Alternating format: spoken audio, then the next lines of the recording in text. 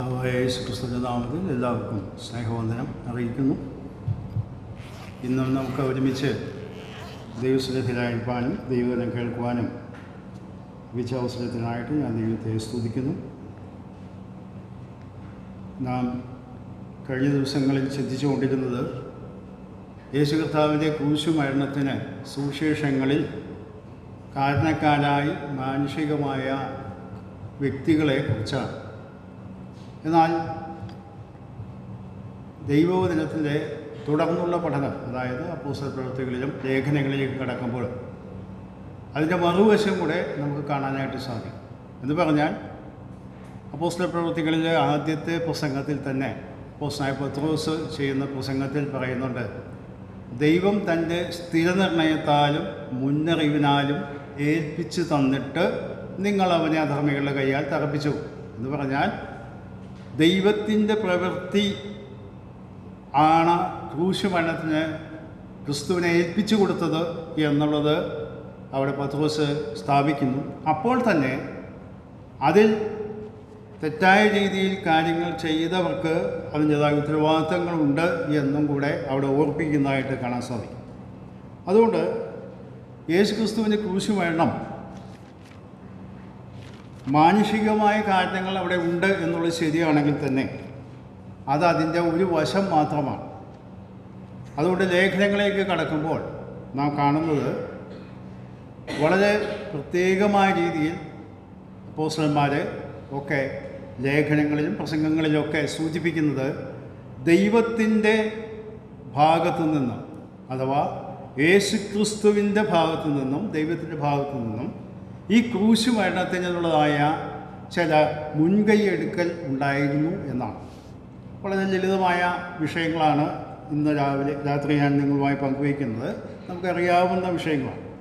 4 പ്രത്യേക കാരണങ്ങളാണ് അവിടെ അപ്പോസ്തലന്മാർ ലേഖനങ്ങളിലായിട്ട് ചൂണ്ടിക്കാണിക്കുന്നതായിട്ട് കാണാൻ സാധിക്കും. ഒന്നാമതായിട്ട്, ക്രിസ്തു നമുക്ക് വേണ്ടിയാണ് മരിച്ചത്. അഥവാ യേശു ക്രിസ്തു കൊല്ലപ്പെടുകയായിരുന്നില്ല എന്ന് വേണം നമ്മൾ മനസ്സിലാക്കാൻ. ക്രിസ്തു നമുക്ക് വേണ്ടി മരിച്ചു. അത് എല്ലാവർക്കും അറിയാവുന്ന വിഷയമാണ്. നമ്മളൊക്കെ സുവിശേഷം പങ്കുവയ്ക്കുമ്പോൾ പറയുന്ന കാര്യമാണ്. എന്നാൽ ഇത് യേശു കർത്താവ് തന്നെ നേരിട്ട് പറഞ്ഞിട്ടുണ്ട്. യോഹന്നാന്റെ സുവിശേഷം 10-ാം അധ്യായത്തിൻ്റെ 11-ാമത്തെ വാക്യം നമുക്ക് വായിക്കാം. യോഹന്നാന്റെ സുവിശേഷം 10-ാം അധ്യായം. അതിന് പല ഭാഗങ്ങളിലുണ്ട്, പക്ഷേ ഒരു ഭാഗം ഞാൻ മാത്രം വായിക്കും. ഞാൻ നല്ല ഇടയനാകുന്നു, നല്ല ഇടയൻ ആടുകൾക്ക് വേണ്ടി തൻ്റെ ജീവനെ കൊടുക്കുന്നു. ഇവിടെ കർത്താവ് തന്നെ പറയുകയാണ്, ഞാൻ നല്ല ഇടയനാണ്, നല്ല ഇടയൻ ആടുകൾക്ക് വേണ്ടി തൻ്റെ ജീവനെ കൊടുക്കും. എന്നാൽ അപ്പോസ്തലന്മാർ ഇത് എടുത്തപ്പോൾ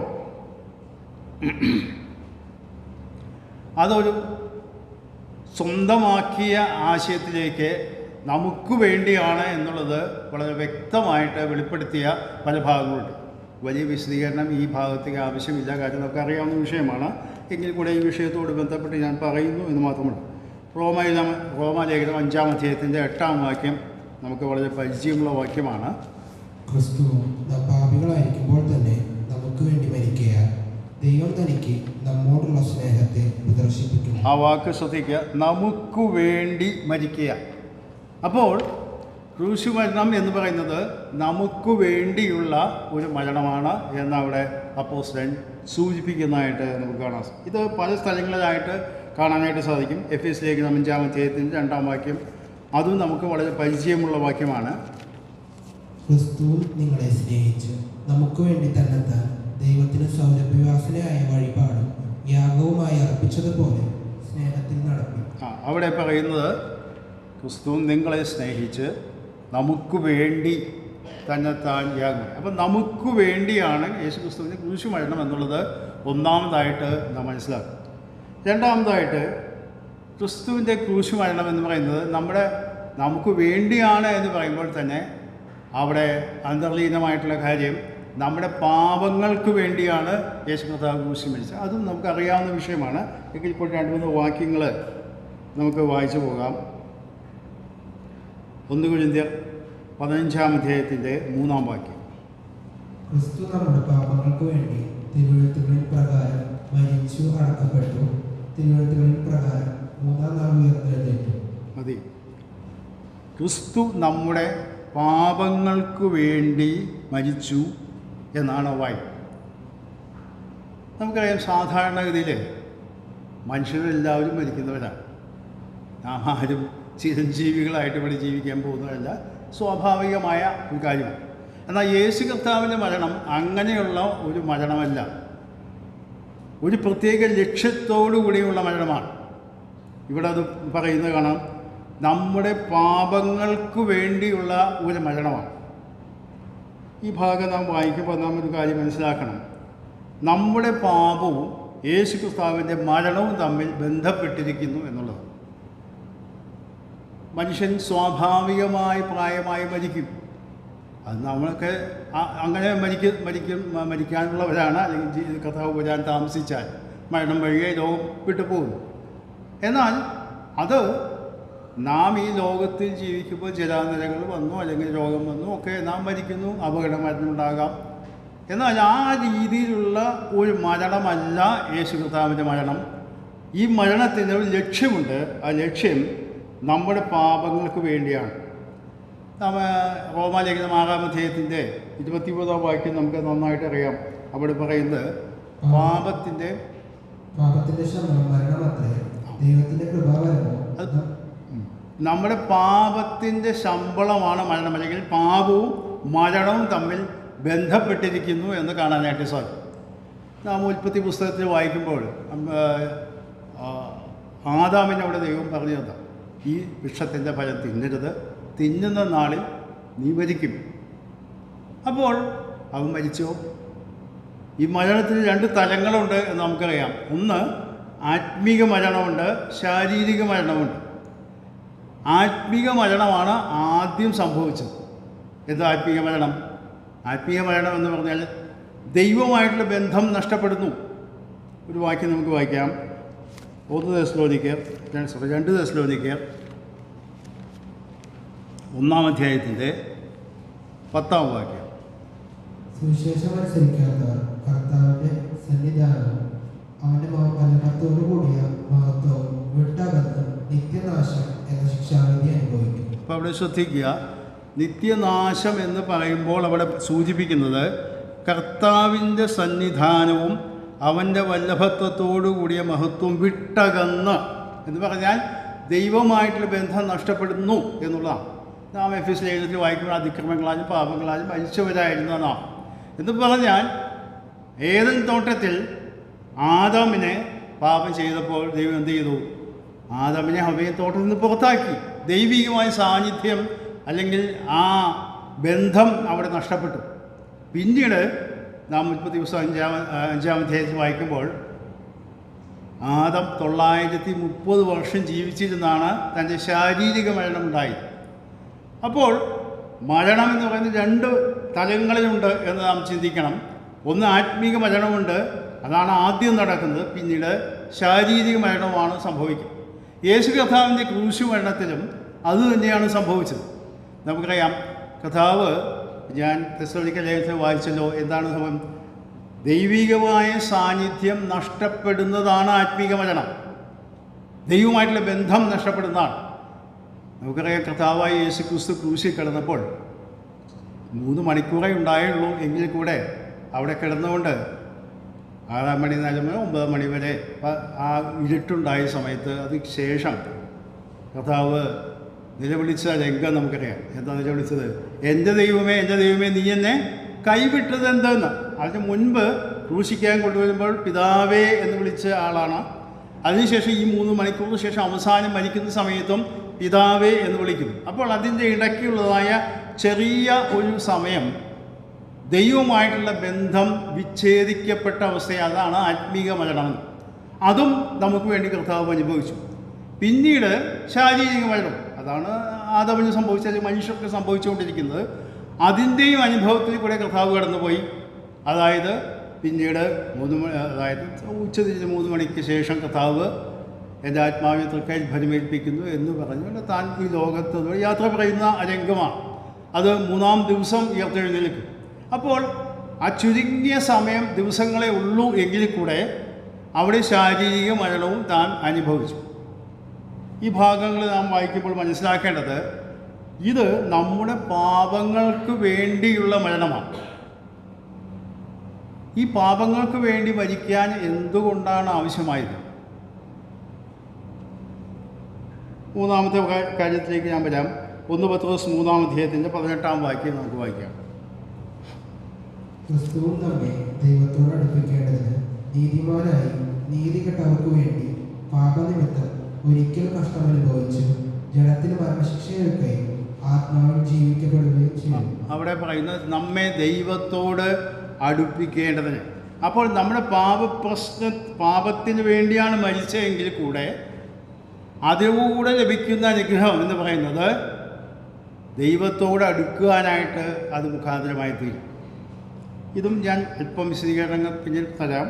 4-ാമത്തെ കാര്യം എന്ന് പറയുന്നത് യേശു കർത്താവ് മരിച്ചത് നമ്മുടെ മരണം ആയി എന്ന് പറഞ്ഞാൽ പാപിയായ മനുഷ്യൻ മരിക്കേണ്ട ആ മരണം ഏറ്റെടുത്തുകൊണ്ടുള്ള മരണമായിരുന്നു. എന്ന് പറഞ്ഞാൽ പകരക്കാരനായി നമുക്ക് പകരമായി നമ്മുടെ മരണം ഏറ്റെടുത്തുകൊണ്ടാണ് ക്രൂശിൽ മരിക്കുന്നത്. എന്ന് പറഞ്ഞാൽ യേശു കർത്താവ് മരിക്കുവാൻ ആവശ്യമില്ലാതെ വണ്ണം പാപമില്ലാത്തവനാണ്. പാപത്തിൻ്റെ ശിക്ഷയായ മരണം അനുഭവിക്കാൻ ആവശ്യമില്ലാത്ത വ്യക്തിയാണ്. പക്ഷേ നമുക്ക് ഇതൊക്കെ അറിയാവുന്ന കാര്യങ്ങളാണ്, എങ്കിൽ കൂടി ഞാൻ പറഞ്ഞു പോകുന്നു എന്നേ ഉള്ളൂ. ആ മരണം, നമ്മുടെ മരണം താൻ സഹിക്കുകയായിരുന്നു എന്നാണ്. നാം എബ്രായ ലേഖനം 2-ാം അധ്യായത്തിൻ്റെ 9-ാം വാക്യത്തിൽ വായിക്കുമ്പോൾ അവിടെ ഒരു വാക്കുണ്ട്. അത് നമ്മുടെ മലയാളം തർജ്ജമയിൽ അല്പം വ്യത്യാസപ്പെട്ടാണ് വന്നിട്ടുള്ളത്. ശരിക്കുള്ള വാചകം 2-ാം അധ്യായത്തിൻ്റെ 9-ാമത്തെ വാക്യം. എങ്കിലും ദൈവകൃപയാൽ എല്ലാവർക്കും വേണ്ടി മരണം ആസ്വദിക്കാൻ ദൂതന്മാരിലും അല്പം ഒരു താഴ്ച വന്നവനായ യേശു മരണം അനുഭവിച്ചതുകൊണ്ട് അവനെ മഹത്വവും ബഹുമാനവും അണിഞ്ഞവനായി നമുക്കാണ്. അവിടെ മരണം അനുഭവിച്ചവൻ എന്നാണ് പറയുന്നത്. എന്നാൽ അത് ശരിക്കും വായിച്ചു നോക്കിയാൽ അതിൻ്റെ അർത്ഥം ഹി സഫേർഡ് ഡെത്ത് എന്നാ പറഞ്ഞാൽ മരണം സഹിച്ചവനായി എന്നാണ്. എന്ന് പറഞ്ഞാൽ ഒരു സാധാരണ മരണം അങ്ങനെ മരിക്കുകയല്ല, കഷ്ടത അനുഭവിച്ച്, പീഡനം അനുഭവിച്ച്, വളരെ സഹനത്തിൽ കൂടെയുള്ള ഒരു മരണമായിരുന്നു യേശു കർത്താവ്. അപ്പോൾ അതിൻ്റെ അർത്ഥം നാം ആണ് ആ ശിക്ഷ അനുഭവിക്കുന്നത്. ചിലപ്പോഴൊക്കെ ചിലർ ചോദിക്കാറുണ്ട്, ഇനിയിപ്പോൾ ഈ പാപത്തിൻ്റെ ശമ്പളമാണ് മരണം എന്ന് ബൈബിൾ പറയുന്നുണ്ടല്ലോ, അത് ശരിയായിരിക്കാം, അല്ലെങ്കിൽ ചിലപ്പോൾ തെറ്റായിരിക്കാം. അതിന് വാദിക്കുന്ന അവർ ചോദിക്കുന്നത്, ഈ ആളുകൾ മരിക്കുന്നില്ലെങ്കിൽ എന്താ അവസ്ഥ? ആദാം മുതലുള്ള ആളുകൾ ഇങ്ങനെ മരിക്കാതെ ജീവിക്കുകയാണെങ്കിൽ എന്തായിരിക്കും അവസ്ഥ ഈ ലോകത്ത്? ഒരു കാല് കുത്താൻ സ്ഥലം കിട്ടുകയില്ല, കാരണം ആളുകൾ മരിക്കുന്നില്ല. അപ്പം മരണം ഒരു ആവശ്യമാണ്.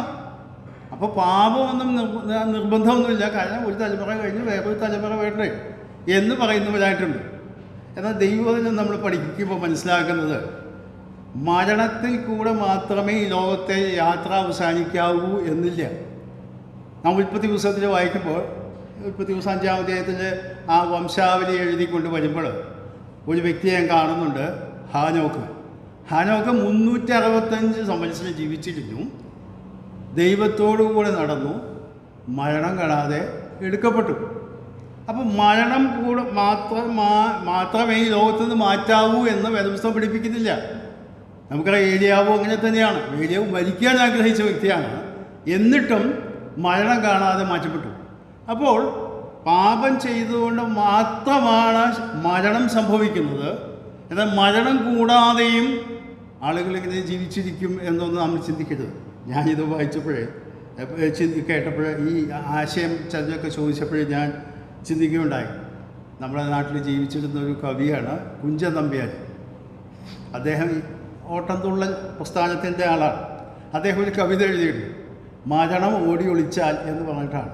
അപ്പോൾ അദ്ദേഹം ഭാവനയിൽ കാണുകയാണ്, ഒരു വീട്ടിൽ ചെല്ലുമ്പോൾ ഒരാളിരിക്കുന്നു, അദ്ദേഹത്തിൻ്റെ അച്ഛനിരിക്കുന്നു. അയാൾ ഇതിൻ്റെ മുത്തച്ഛൻ അവിടെ ഇരിപ്പുണ്ട്.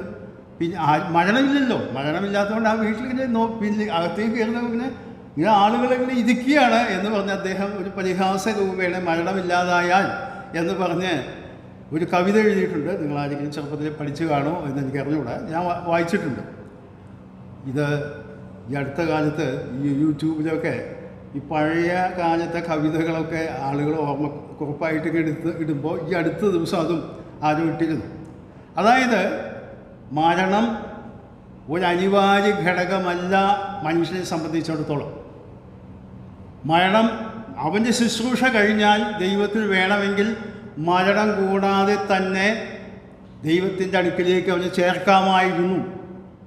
അല്ലാതെ മരിക്കാതെ ഇങ്ങനെ ആയിരക്കണക്കിനും 10,000-കണക്കിന് വർഷങ്ങൾ ജീവിക്കേണ്ട ആവശ്യമൊന്നുമില്ല. കാരണം വേദപുസ്തകം അതിൻ്റെ തെളിവ് നൽകുന്നുണ്ട്.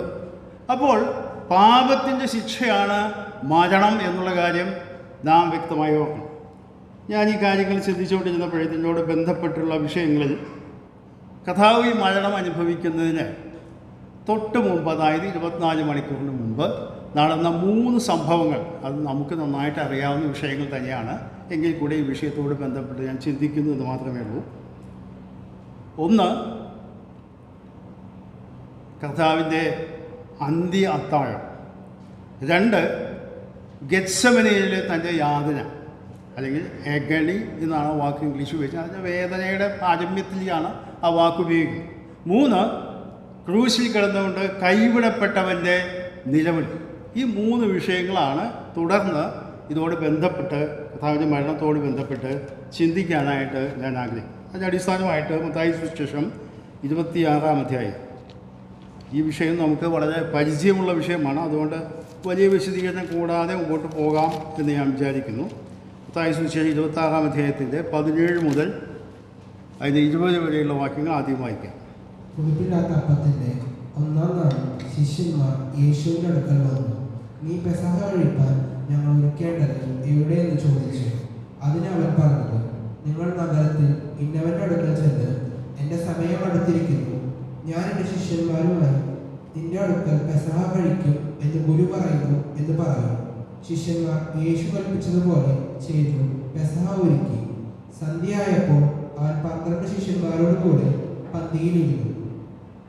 ഇനി അതിൻ്റെ 26, 27, 28 വാക്യം. അവർ ഭക്ഷിക്കുമ്പോൾ യേശു അപ്പമെടുത്ത് വാഴ്ത്തി നുറുക്കി ശിഷ്യന്മാർക്ക് കൊടുത്തു. വാങ്ങി ഭക്ഷിപ്പിൻ, ഇതെൻ്റെ ശരീരം എന്ന് പറഞ്ഞു. പിന്നെ പാനപാത്രമെടുത്ത് സ്തോത്രം ചൊല്ലി അവർക്ക് കൊടുത്തു. എല്ലാവരും ഇതിൽ നിന്ന് കുടിപ്പിൻ, ഇത് അനേകർക്ക് വേണ്ടി പാവഭോജനത്തിനായി ചൊരിയുന്ന പുതിയ നിയമത്തിലുള്ള എൻ്റെ രക്തം. മതി. ഈ ഭാഗം നമ്മൾ പലപ്പോഴും കുറച്ച് ദിവസത്തിൻ്റെ സമയങ്ങളിൽ ഓർക്കുന്നതാണ്, ചിന്തിക്കുന്നതാണ്, പല പ്രസംഗങ്ങളും കേട്ടിട്ടുള്ളതാണ്. അതുകൊണ്ട് തന്നെ പുതിയ ആശയങ്ങൾക്ക് വേണ്ടിയല്ല ഈ കാര്യം ഞാൻ എടുത്തത്. ആ വിഷയം നിങ്ങളുടെ മുമ്പിൽ അവതരിപ്പിക്കാൻ വേണ്ടി മാത്രമാണ്. ഇവിടെ പെസഹ പെരുന്നാളിൻ്റെ ആദ്യത്തെ ദിവസം താൻ പെസഹ ആചരിക്കാനായിട്ട്, താനൊരു യഹൂദനാണ്, ശിഷ്യന്മാരെല്ലാവരും യഹൂദന്മാരാണ്. അപ്പോൾ പെസഹ ആചരിക്കാനായിട്ട് ആ സന്ധ്യാസമയത്ത് അവരൊരു മാളിക മുറിയിൽ കൂടി വന്നിരിക്കുന്നു. യോഹന്നാന്റെ സുവിശേഷത്തിൽ മാത്രമാണ് ആ സമയത്ത് നടന്ന ആ തിരുവത്താഴ ശുശ്രൂഷയ്ക്ക് ശേഷമുള്ള പ്രസംഗം 14, 15, 16 അധ്യായങ്ങളിൽ രേഖപ്പെടുത്തി, 17-ാം അധ്യായത്തിൽ പ്രാർത്ഥനയും രേഖപ്പെടുത്തി.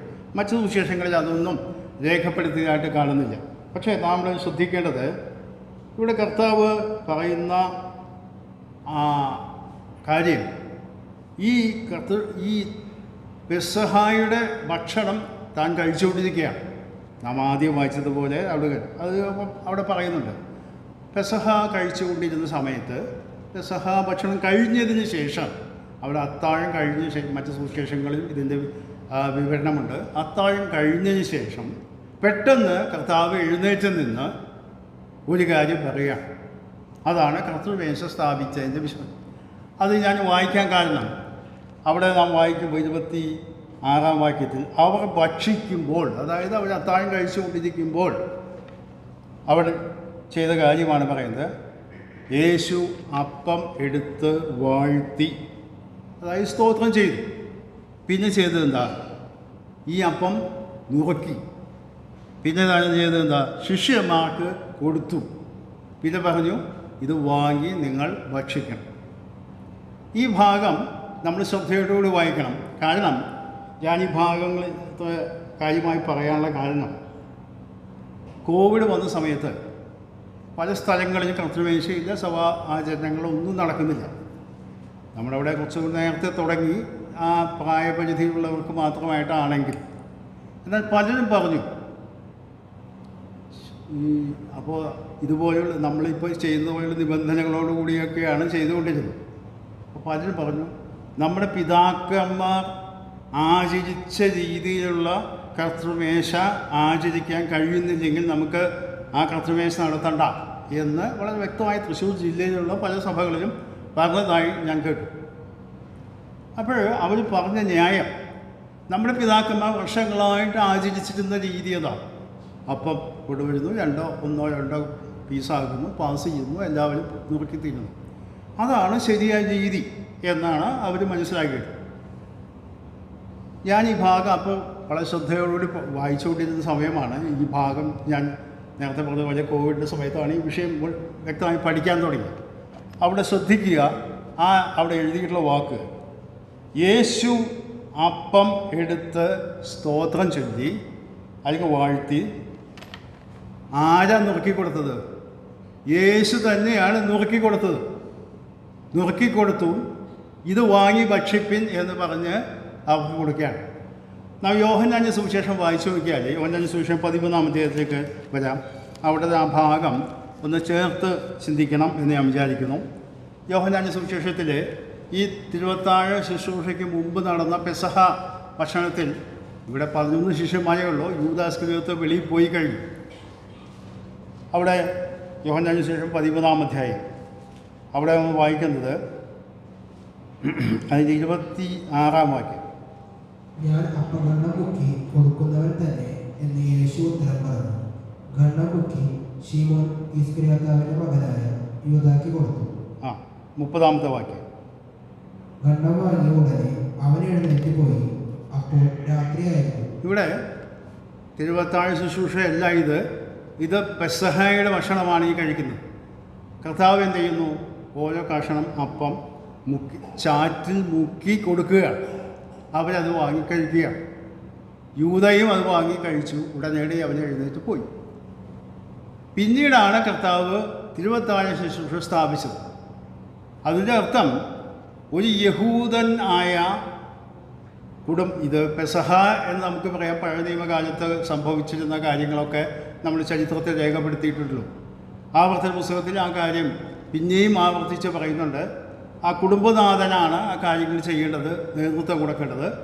ഈ പെസഹ ഭക്ഷണം പങ്കിട്ട് കൊടുക്കാനൊക്കെ ആയിട്ട് നേതൃത്വം കൊടുക്കുന്നു.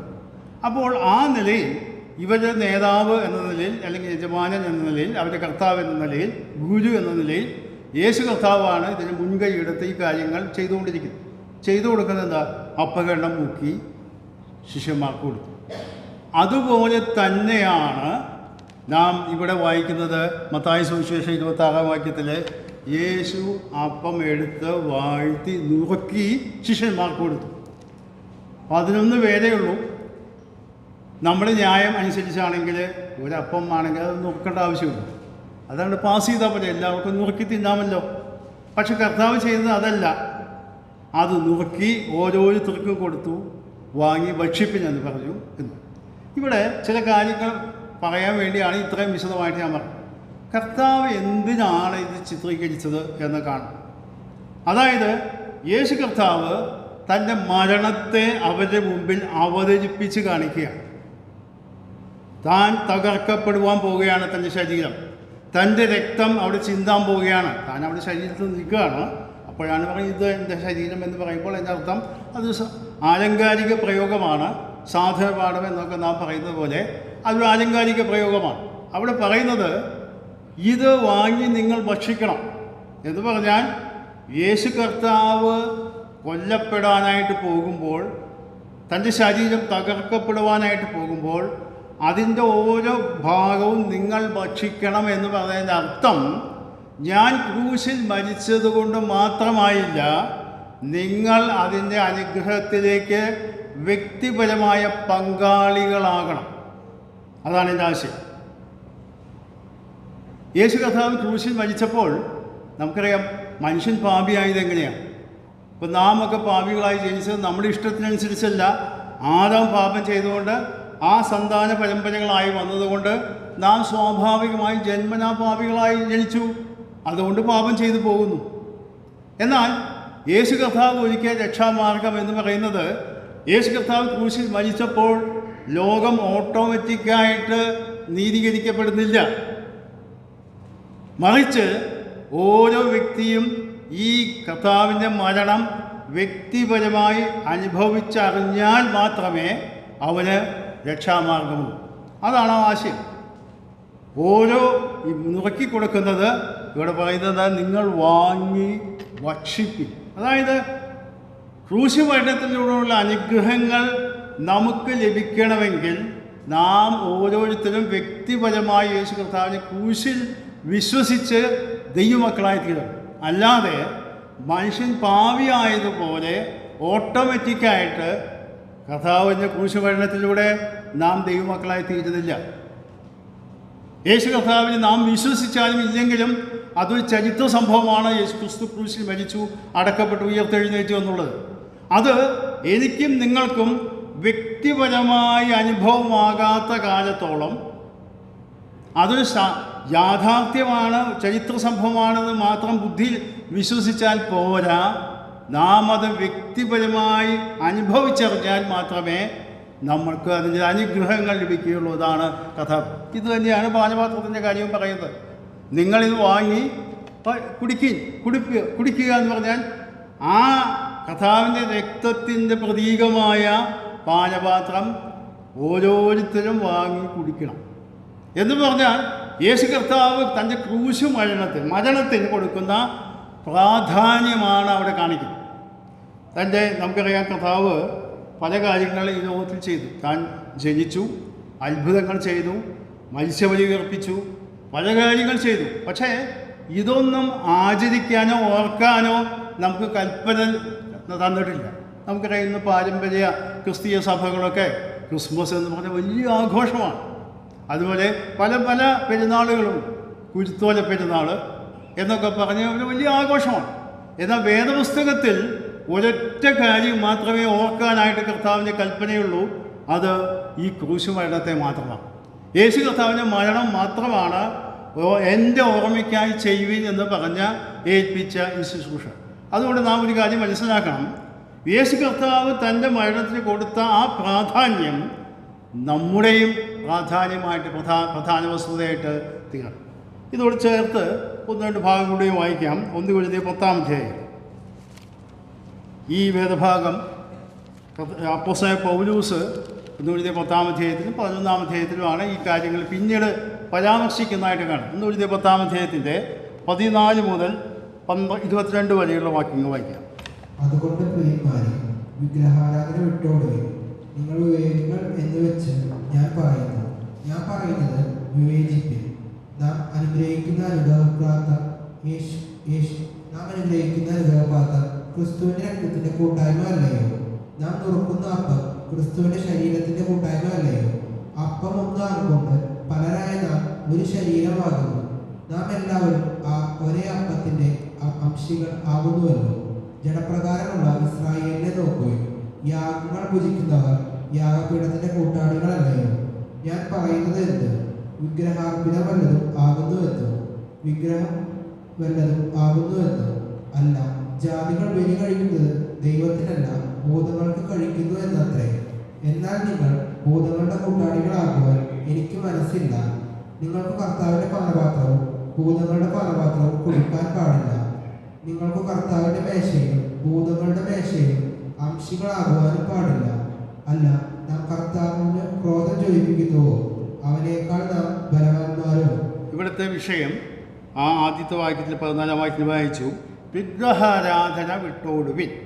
2 വിഷയങ്ങളാണ് പുതിയ നിയമത്തിൽ വിട്ടോടണം എന്നുള്ളത്. ഒന്ന് ദുർനടപ്പ് വിട്ടോടണം, 2 വിഗ്രഹാരാധന വിട്ടോടണം. എന്ന് പറഞ്ഞാൽ ഞാൻ അവിടെ ചെന്നുകൊണ്ട് എനിക്കൊന്നും സംഭവിക്കില്ല. വിഗ്രഹങ്ങൾ ക്ഷേത്രങ്ങളിലോ അല്ലെങ്കിൽ മറ്റ് ആരാധനാലയങ്ങളിൽ ചെന്ന് അവിടെയുള്ള കാര്യങ്ങളൊക്കെ പങ്കെടുത്തുകൊണ്ട് എനിക്കൊന്നും കുഴപ്പം പറ്റില്ല എന്ന് ആരും വിചാരിക്കരുത് എന്ന് പറഞ്ഞുകൊണ്ടാണ് ഇവിടെ പറയുന്നത്. കാരണം കൊരിന്തിലുള്ള വിശ്വാസികൾക്ക് ഒരു പശ്ചാത്തലം ഉണ്ടായിരുന്നു. അവർ വിഗ്രഹാർപ്പിതങ്ങൾ ഭക്ഷിക്കുന്നവരാണ്. അവരെ പലരും ക്ഷണിക്കാറുണ്ട്, അവരങ്ങോട്ട് പോകാറുണ്ട്. അങ്ങനെയൊക്കെ പങ്കെടുക്കുമ്പോൾ അവരതിൻ്റെ ഗൗരവം മനസ്സിലാക്കാത്തതുകൊണ്ട് അതിൻ്റെ കാര്യം പഠിപ്പിക്കാൻ വേണ്ടി ഇവിടെ ദൈവാത്മാവ് രേഖപ്പെടുത്തുന്നതാണ്. 16-ാം വാക്യം. ഇത് വിവേചിച്ചറിയണം, മനസ്സിലാക്കണം, തിരിച്ചറിയണം എന്നാണ് പറഞ്ഞ അർത്ഥം. നാം അനുഗ്രഹിക്കുന്ന അനുഗ്രഹപാത്രം ക്രിസ്തുവിൻ്റെ രക്തത്തിൻ്റെ കൂട്ടായ്മ അല്ലേ എന്ന് പറഞ്ഞാൽ, നാം ഈ പാനപാത്രത്തിൽ നിന്ന് പങ്കെടുക്കുമ്പോഴും അല്ലെങ്കിൽ അപ്പത്തിൽ നിന്ന് പങ്കെടുക്കുമ്പോഴും നാം ക്രിസ്തുവിനോട് ചേർന്ന് നിൽക്കുന്നവരാണ്. ഈ ക്രിസ്തുവിൻ്റെ മരണത്തിൽ കൂട്ടായ്മയിൽ പങ്കാളികളാണെന്നാണ് നാം പ്രസ്താവിക്കുന്നത്. മരണത്തെ പ്രസ്താവിക്കുന്നു എന്നുള്ളത് ശരിയാണ്.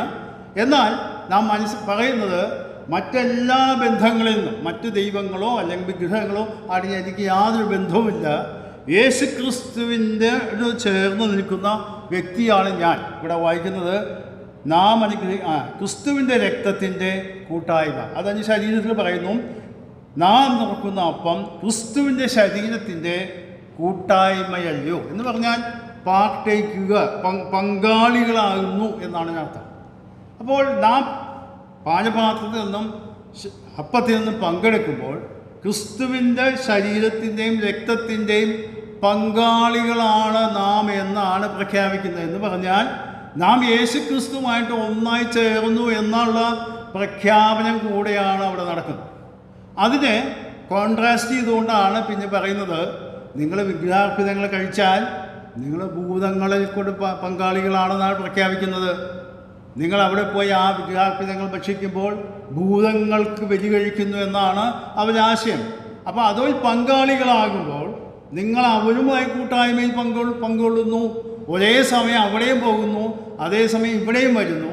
അങ്ങനെയുള്ള ഒരു ആശയം പാടില്ല എന്നാണ് ഇവിടെ പറയുന്നത്. അപ്പോൾ രണ്ട് കാര്യമാണ് ഞാൻ ചൂണ്ടിക്കാണിക്കാൻ ആഗ്രഹിച്ചത്. ഒന്ന്, വിഗ്രഹാർപ്പിതം ഭക്ഷിക്കരുതെന്ന് മാത്രമല്ല, കർത്തൃമേശയിൽ നാം പങ്കെടുക്കുമ്പോൾ നാം പ്രസ്താവിക്കുന്നത് നാം കർത്താവിനോടുള്ള കൂട്ടായ്മയിലാണ് എന്ന് പറഞ്ഞാൽ അവൻ്റെ മരണത്തിലും ശരീരത്തിൻ്റെയും രക്തത്തിൻ്റെയും പങ്കാളികളായി നാം ഒന്നിച്ചു ചേർന്ന് നിൽക്കുന്നവരാണ്. അതിലൂടെയാണ് നമ്മുടെ നിത്യജീവൻ്റെ അവകാശം നമുക്ക് ലഭിച്ചതെന്ന് പ്രഖ്യാപിക്കുകയാണ് നാം ചെയ്യുന്നത്.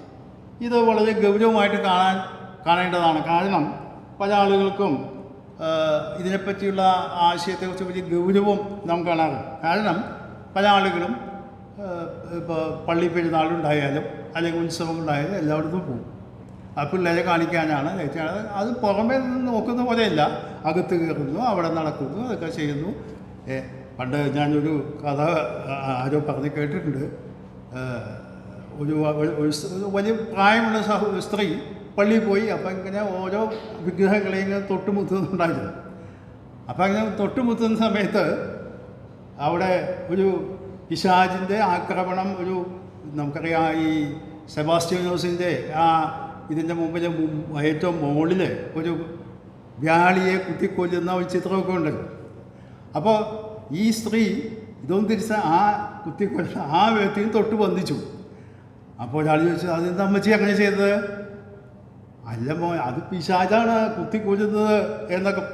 മോനെ, നമ്മളിപ്പോൾ എവിടെ ചെല്ലാന്ന്, ഇപ്പോൾ എവിടെ പിടി, എവിടെ ഇനി സ്വർഗത്തിൽ പോകുന്നത് തീർച്ചയൊന്നും ഇല്ലല്ലോ, അവിടെ ചെല്ലുമ്പോഴേ അറിയുള്ളൂ. ആരും പിണങ്ങണ്ട, അതുകൊണ്ട് ഞാൻ എല്ലാവരെയും വണങ്ങുന്നു എന്ന് പറഞ്ഞാൽ അതിൻ്റെ മനോഭാവം ക്രൈസ്തവ വിശ്വാസത്തിൻ്റെ അടിത്തറ എന്ന് പറയുന്നത് യേശു ക്രിസ്തുവിൻ്റെ ക്രൂശുമരണമാണ്. അതിനോട് ഏകീഭവിച്ചിട്ടുള്ള അവസ്ഥയാണ്.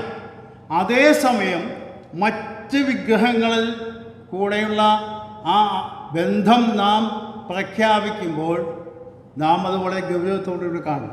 ആവർത്തന പുസ്തകത്തിൽ നിന്നൊരു വാക്യം വായിക്കാം. ആവർത്തന പുസ്തകം 34 അധ്യായം. പഴയ നിയമത്തിൽ സംഭവിച്ച ഒരു കാര്യത്തെക്കുറിച്ച് മോശ രേഖപ്പെടുത്തുന്ന കാര്യമാണ്, മുന്നറിയിപ്പ് കൊടുക്കുന്ന ഭാഗമാണ്. ആവർത്തന പുസ്തകം 32 16 17. അവൻ അന്യദൈവങ്ങളാൽ അവനെ ഉദിപ്പിച്ചു, മ്ലേച്ഛതകളാൽ അവനെ കോപിപ്പിച്ചു. അവർ ദുർഭൂതങ്ങൾക്ക് ദൈവമല്ലാത്തവയ്ക്ക് തങ്ങളറിയാത്ത ദേവന്മാർക്ക് ബലി കഴിച്ചു. അവരുടെ പിതാക്കന്മാർ അവയെ ഭജിച്ചിട്ടില്ല. അവർ നൂതനമായി ഉത്ഭവിച്ച നവീനമൂർത്തികളത്രേ. 37 വാക്യം കൂടി വായിക്കാം. അവരുടെ ബലികളുടെ മേധസ് തിന്നുകയും പാനീയ ബലിയുടെ വീഞ്ഞ് കുടിക്കുകയും ചെയ്ത ദേവന്മാരും അവർ ആശ്രയിച്ച പാറയും എവിടെ? അപ്പോൾ ഇസ്രായേൽ ജനത്തിൻ്റെ പാപത്തിൻ്റെ ആ ഗൗരവം മോശെ അന്ന് കാലത്ത് ചൂണ്ടിക്കാണിക്കുകയാണ്. അതായത് ഭൂതങ്ങൾക്ക് അവിടെ വായിക്കുന്നത് നമ്മളെന്താ പറഞ്ഞാൽ അവർ ദുർഭൂതങ്ങൾക്ക് ദൈവമല്ലാത്തവയ്ക്ക് തങ്ങൾ അറിയാത്ത ദേവന്മാർക്ക് ബലി കഴിക്കുന്നു.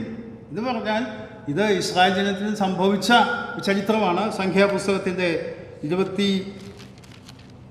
ബിലിയാമിൻ്റെ ചരിത്രം പറഞ്ഞു കഴിഞ്ഞിട്ട് തൊട്ട അധ്യായത്തിൽ അത് പറയുന്നുണ്ട്. സംഖ്യാപുസ്തകം 25-ാം അധ്യായം അതിൻ്റെ 1-2 വാക്യം.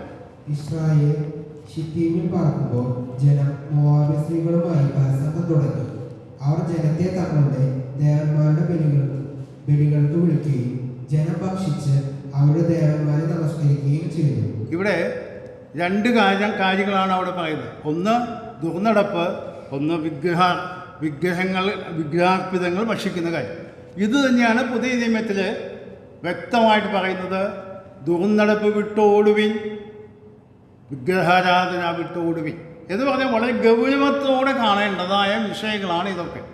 നാം പലപ്പോഴും കർത്തൃമേശയിൽ സംബന്ധിക്കുന്നു, അതേസമയം തന്നെ മറ്റുള്ള വിഷയങ്ങളിൽ വളരെ ഗൗരവമല്ലാത്ത രീതിയിൽ ആ കാര്യങ്ങൾ മനസ്സിലാക്കുകയും ചെയ്യുമ്പോൾ ഇതിൻ്റെ പ്രയാസമിരിക്കുന്ന എപ്പോഴാണെന്നറിയാമോ? നമ്മൾ ചില സിനിമാ ഗാനങ്ങളൊക്കെ പാടുമ്പോൾ അവർ ദൈവങ്ങളുടെ പാട്ടുകളൊക്കെ ആയിരിക്കും. നമ്മൾ ആ പാട്ട് ആസ്വദിച്ച്, ആ ട്യൂണൊക്കെ ആസ്വദിച്ച് ആ പാട്ട്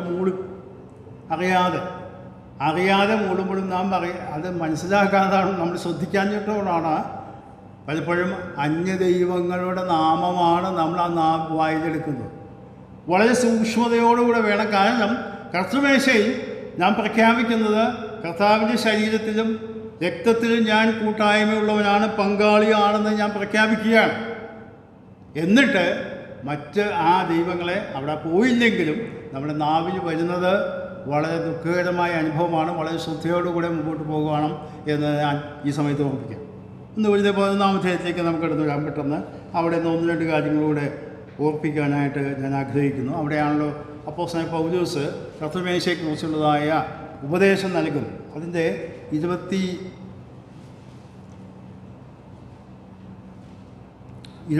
മുതൽ 29 വരെയുള്ള വാക്യം.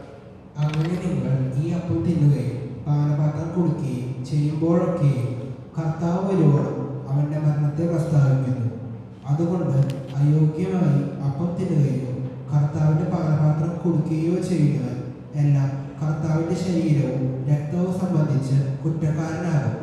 മനുഷ്യൻ തന്നെത്താൻ ശോധന ചെയ്തിട്ട് വേണം ഈ അപ്പം തിന്നുകയും പാനപാത്രത്തിൽ നിന്ന് കുടിക്കുകയും ചെയ്യുവാൻ. തിന്നുകയും കുടിക്കുകയും ചെയ്യുന്നവൻ ശരീരത്തെ വിവേചിക്കാഞ്ഞാൽ തനിക്കു ശിക്ഷാവിധി തിന്നുകയും കുടിക്കുകയും ചെയ്യുന്നു. ഇവിടെ ഒരു മുന്നറിയിപ്പാണ് നമുക്ക് നൽകുന്നത്. എന്ന് പറഞ്ഞാൽ അതിൻ്റെ ആചരണത്തെക്കുറിച്ചുള്ളതായ നിർദ്ദേശം പൗലോസ് നൽകുമ്പോൾ തന്നെ അവിടെ പറയുന്നു, അയോഗ്യമായി തിന്നുകയോ പങ്കെടുക്കുകയോ ചെയ്യുന്നതിനാൽ കുറ്റം ശരീരവും രക്തവും സംബന്ധിച്ച് കുറ്റക്കാരനാകും. എന്നിട്ട് 2 കാര്യങ്ങളാണ് നമ്മോട് ചെയ്യാനായിട്ട് പറഞ്ഞത്. ഒന്ന്, മനുഷ്യൻ തന്നെത്താൻ ശോധന ചെയ്തിട്ട് വേണം. എന്ന് പറഞ്ഞാൽ നാം ആത്മശോധന ചെയ്തിട്ട് വേണം ഈ കാര്യം പങ്കെടുക്കാൻ.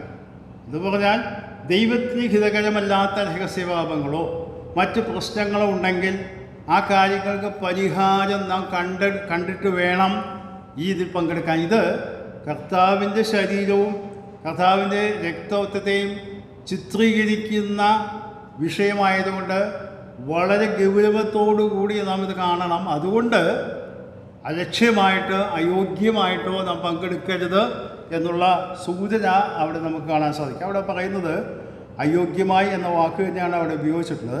മനുഷ്യൻ തന്നെത്താൻ ശോധന ചെയ്തിട്ട് വേണം ഇതിൽ നിന്ന് പങ്കെടുക്കാൻ. 2ാമത് പറയുന്ന കാര്യം ശ്രദ്ധിക്കുക, 29-ാമത്തെ വാക്യം. തിന്നുകയും കുടിക്കുകയും ചെയ്യുന്നവൻ ശരീരത്തെ വിവേചിക്കാഞ്ഞാൽ തനിക്ക് ശിക്ഷാവിധി തിന്നുകയും കുടിക്കുകയും ചെയ്യും. ഇവിടെ വിവേചിക്കുക എന്ന വാക്കുകൊണ്ട് ഉദ്ദേശിക്കുന്നത്, വിവേചിക്കുക എന്ന വാക്കെന്ന് പറയാൻ തിരിച്ചറിയണം, വിവേകത്തോടുകൂടെ കാര്യങ്ങൾ മനസ്സിലാക്കണം. എന്ത് മനസ്സിലാക്കണം? ശരീരത്തെ ഇത് പലരും മനസ്സിലാക്കുന്ന ശരീരത്തെ വിവേചിക്കുക എന്ന് പറഞ്ഞാൽ ഞാൻ എൻ്റെ ശരീരത്തിൻ്റെ പാപങ്ങളെ, അതല്ല അവിടെ ഉദ്ദേശിക്കുന്നത്. മറ്റ് തർജ്ജമകൾ വായിച്ച് നോക്കിയാൽ, മലയാളത്തിലുള്ള തർജ്ജമകൾ വായിച്ചാലും ഇംഗ്ലീഷിലൊക്കെ വായിച്ചാലും അറിയാം. ഇതിൻ്റെ അർത്ഥം നാം പങ്കെടുക്കുന്ന ഈ അപ്പം എന്ന് പറയുന്നത് കർത്താവിൻ്റെ ശരീരത്തിൻ്റെ ചിഹ്നമാണെന്നും ഉള്ള ബോധ്യത്തിൽ വേണം ഇതിൽ പങ്കെടുക്കാൻ. എന്ന് പറഞ്ഞാൽ വളരെ ലാഘവത്തോടുകൂടെ ഇത് പങ്കെടുക്കരുത്. ഇവിടെ പറയുന്നത് ഈ അപ്പം കർത്താവിൻ്റെ ശരീരത്തെ പ്രതിനിധാനം ചെയ്യുന്നതുകൊണ്ട് അതാണെന്നുള്ള തിരിച്ചറിവിൽ വേണം നമ്മൾ പങ്കെടുക്കാൻ.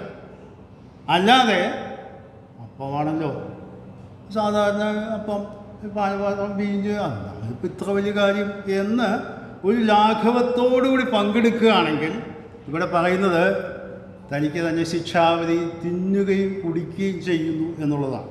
എന്ന് പറഞ്ഞാൽ ഇത് ഹേതുവായി നിങ്ങൾ പല ബലഹീന രോഗികളുമാകുന്നു. ദൈവം തന്നെയാണ് അതിനുള്ളതായ ശിക്ഷാക്രമം അവിടെ ഏർപ്പെടുത്തുന്നത് എന്ന് കാണാൻ സാധിക്കും. നമുക്കറിയാം ഈ കാര്യങ്ങൾ വളരെ ഗൗരവത്തോടുകൂടെ തന്നെ കാണണം. കാരണം പല സംഭവങ്ങളും നമ്മുടെ ഈ ചുറ്റുവട്ടത്തിൽ നമ്മുടെ ഇടയിൽ തന്നെ മുമ്പ് വളരെ വർഷങ്ങൾക്ക് മുമ്പ് നടന്നിട്ടുള്ള പല കാര്യങ്ങളൊക്കെ പ്രായമുള്ളവർക്കൊക്കെ അറിയാം എന്തൊക്കെ ഉണ്ടായത്. അതിൻ്റെ വിശദീകരണങ്ങളിലേക്ക് പോകാനല്ല ഞാൻ ശ്രമിക്കുന്നത്.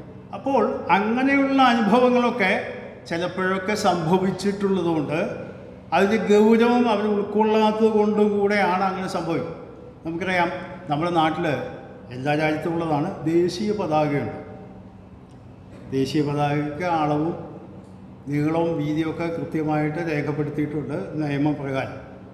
അത് നമുക്കറിയാം 3 നിറത്തിലുള്ളതായ തുണികൾ ചേർത്ത് മറ്റേ അല്ലാതെയും കിട്ടും ചേർത്ത് തുന്നി അതിന് നടുക്കൊരു അശോകചക്രം വെച്ച് കഴിഞ്ഞാൽ അത് ഭാരതത്തിൻ്റെ ദേശീയ പതാകയായിട്ട് മാറും. അപ്പോൾ നമുക്ക് മനസ്സിലാക്കാം അത് വെറും തുണിയാണ്. 3 കളറിലുള്ള ഒരു തുണിയാണ് ഒരു ഇത് ചിന്തിച്ച് ദേശീയ പതാകയായിട്ട് മാറും. അപ്പോൾ ഒരാൾ പറയുന്നുണ്ട് വെറും തുണിയല്ലേ എന്ന് പറഞ്ഞ് പരസ്യ രംഗത്ത് വിട്ട് ഇതങ്ങ് വലിച്ച് കീറുകയാണെന്ന് വിചാരിക്കുക, അല്ലെങ്കിൽ അങ്ങ് കത്തിക്കുകയാണെന്ന് വിചാരിക്കുക. എന്തുണ്ടാവും? നമുക്കറിയാം രാജ്യത്ത് നിലവിലുള്ള നിയമപ്രകാരം ദേശീയ പതാകയെ അപമാനിച്ചാൽ ഗൗരവമായ ശിക്ഷയാണ് രാജ്യം തന്നെ കൊടുക്കുന്നത്. അവൻ പറയുന്നത് ഇത് വെറും തുണിയല്ലേ, ഇത് ഇത്ര വലിയ കാര്യമാണ്, 3 കഷ്ണം തുണി ചേർത്ത് തുന്നി ഇങ്ങനെ. എന്നാൽ നാം മനസ്സിലാക്കണം അത് പ്രതിനിധാനം ചെയ്യുന്നത് ഒരു രാജ്യത്തെയാണ്. അപ്പോൾ ഒരു രാജ്യത്തെ പ്രതിനിധാനം ചെയ്യുമ്പോൾ അത് രാജ്യത്തെ അപമാനിക്കുന്നതിന് തുല്യമാണ്. ഞാൻ ഈ ആശയം പറഞ്ഞെന്തിനാണെന്ന് പറയുമ്പോൾ നാം ഈ അപ്പത്തിൽ നിന്ന് പങ്കെടുക്കുമ്പോഴും പാനപാത്രത്തിൽ നിന്ന് പങ്കെടുക്കുമ്പോഴും നാം വളരെ ഗൗരവത്തോടു കൂടി കാണണം. എന്ന് പറയണം, ഞാൻ എന്നെ തന്നെ ആത്മശോധന ചെയ്യണം. ഇതിൽ പങ്കുകൊള്ളാതിരിക്കത്തക്കവണ്ണം ദൈവത്തിന് അഹിതമായ വിരോധമായ ഏതെങ്കിലും രഹസ്യപാപങ്ങൾ എൻ്റെ ജീവിതത്തിലുണ്ടോ? ഞാൻ നിരപ്രഭാവിക്കേണ്ടതായ പല ബന്ധങ്ങളുണ്ട്. ചിലരൊക്കെ അതിനുവേണ്ടി ചില സൂത്രങ്ങളൊക്കെ ചെയ്യാറുണ്ട്, ഒരു സോറയൊക്കെ പറഞ്ഞ് അവസാനം. അതല്ല ദൈവം ഉദ്ദേശിക്കുന്നത്. ആത്മശോധന ചെയ്യണം, അല്ലെങ്കിൽ പരിശോധിക്കണം, തന്നെ പരിശോധിക്കണം എന്ന് പറയുന്നത് ഈ ഗൗരവം ഉൾക്കൊണ്ടുകൊണ്ട് വേണം ചെയ്യാൻ. ഇത് വലിയവനായ ദൈവത്തിൻ്റെ പുത്രൻ്റെ ശരീരത്തെ രക്തത്തെ ചിത്രീകരിക്കുന്ന കാര്യങ്ങളായതുകൊണ്ട് അതിൻ്റെ ഗൗരവം ഉൾക്കൊണ്ടുകൊണ്ട് വേണം അത് പങ്കെടുക്കാൻ. മാത്രമല്ല സാധാരണ അപ്പമല്ലേ, ഇത് വീഞ്ഞല്ലേ എന്നുള്ള രീതിയിലല്ല നാം ചിന്തിക്കേണ്ടത്. ഇത് ഏതിനെ പ്രതിനിധാനം ചെയ്യുന്നുവോ ആ പ്രതിനിധാനം ചെയ്യുന്ന വ്യക്തിയെ അപമാനിക്കുന്നതിന് തുല്യമാണ് അയോഗ്യമായി നാം ഇതിൽ പങ്കെടുത്താൽ. അതാണ് കൊരിന്ത്യർ ലേഖനത്തിൽ അപ്പോസ്തലനായ പൗലോസ് പറയുന്നത്. അതുകൊണ്ടാണ് പറയുന്നത്. കാരണം ഈ ഭാഗം വായിക്കുന്നത് ഇതിൽ 23-ാം വാക്യം മുതലാണ് ഇത് വായിക്കുന്നത്. പക്ഷേ അതിൽ 17-ാം വാക്യത്തിലാണ് അവിടെ അതിൻ്റെ പശ്ചാത്തലം കിടക്കുന്നത്. 1-11 17-ഉം 18-ഉം വാക്യം. ഇനി ആജ്ഞാപിക്കാൻ പോകുന്നത് ഞാൻ നിങ്ങളെ പുകഴ്ത്തുന്നില്ല. നിങ്ങൾ കൂടി വരുന്നതിനാൽ നന്മയ്ക്കല്ല തിന്മയ്ക്കത്രേ ഇടയാകുന്നത്. ഒന്നാമത് നിങ്ങൾ സഭ കൂടുമ്പോൾ നിങ്ങളുടെ ഇടയിൽ ഭിന്നത ഉണ്ടെന്ന് ഞാൻ കേൾക്കുന്നു. ഏതാനും വിശ്വസിക്കുകയും ചെയ്യുന്നു. ഇവിടെ ശ്രദ്ധിക്കുക, ഇതാണ് ഇതിൻ്റെ പശ്ചാത്തലം. കൊരിന്ത് സഭയിൽ അങ്ങനെയുള്ളൊരു പശ്ചാത്തലം ഉണ്ടായതുകൊണ്ടും കൂടിയാണ് പൗലോസ് ഈ കാര്യം വളരെ ശക്തമായി എഴുതേണ്ടി വന്നതും. ഇത് അങ്ങനെ എഴുതിയതുകൊണ്ടാണ് നമുക്ക് ഇന്ന് അതിൻ്റെ ഉപദേശം വ്യക്തമായ അപ്പോസ്തലനിൽ നിന്ന് ലഭിച്ചത്.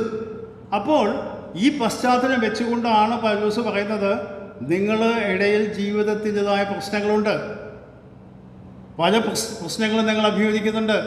ഇതൊന്നും പരിഹരിക്കാതെ ലാഘവത്തോടുകൂടെ നിങ്ങളതിൽ പങ്കെടുക്കുന്നു. ഇത് കർത്താവിൻ്റെ ശരീരത്തെയും രക്തത്തെയും അപമാനിക്കുന്നതിന് തുല്യമാണ് നിങ്ങൾ ചെയ്യുന്നത്. ആ പ്രശ്നങ്ങൾക്ക് പരിഹാരം വരുത്തണം. അതുകൊണ്ടാണ് ഇവിടെ പറയുന്നത്, അവസാനം പറയുന്നത്, ഇത് ഹേതുവായി നിങ്ങളിൽ പലരും ബലഹീനരും രോഗികളുമാകുന്നു, അനേകരും നിദ്ര കൊള്ളുന്നു.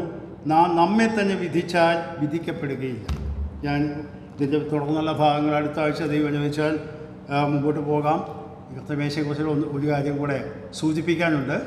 കർത്താവ് പറഞ്ഞ വിഷയത്തിൽ ഒരു വിഷയം കൂടി ഉള്ളത്, ഇത് എൻ്റെ രക്തത്തിൽ പുതിയ നിയമം ആകുന്നു എന്നും കൂടി കർത്താവ് പറഞ്ഞിട്ടുണ്ട്. എന്താണ് ഈ പുതിയ നിയമം എന്നുള്ള വിഷയം അല്പം വിശദമായി ചിന്തിക്കേണ്ട വിഷയമാണ്. അതുകൊണ്ട് ദൈവം അനുവദിച്ച് അടുത്ത ആഴ്ച ഈ കാര്യം ചിന്തിക്കുന്നതായിരിക്കും. ദൈവം നമ്മെ സഹായിക്കണം.